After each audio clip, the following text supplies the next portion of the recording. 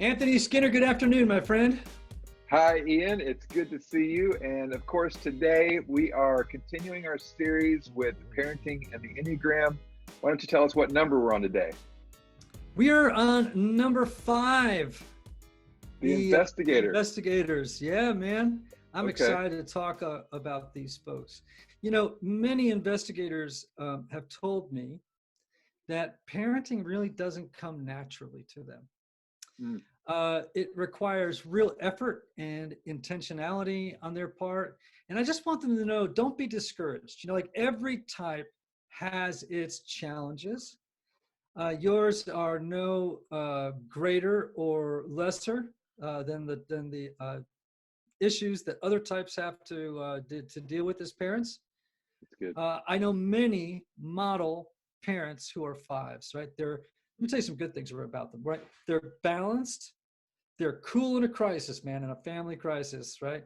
They're objective sources of wisdom and advice for their children. I have learned so much about good parenting from friends of mine who are 5s raising children. Mm.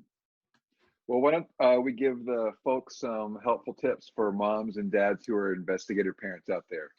Yeah, you bet. So number 1, Okay. practice making emotional connection with your kids. Now, Good.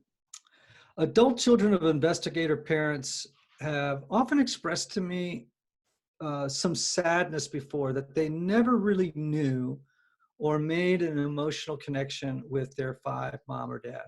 Mm, So their investigator parent always seemed to be kind of distant or unavailable, non-communicative, secretive.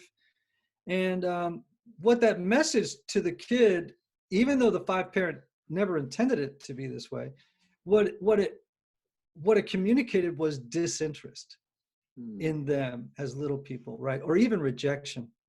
okay. So to avoid this, I want 5s to push themselves to express their feelings as they arise. Let me just underscore that.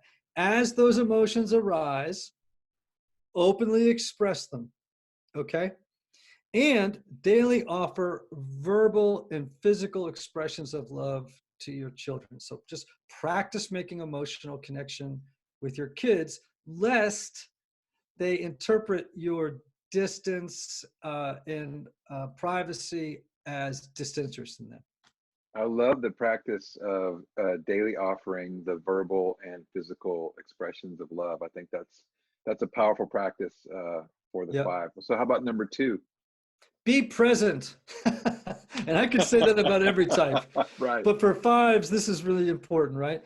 Investigator parents can unwittingly lapse into observing rather than participating in the moment, in the present Mm, moment. So when you're with your kids, like playing, talking, hanging around the dinner table, or in the car, constantly ask yourself, am I emotionally and physically present in my body right now?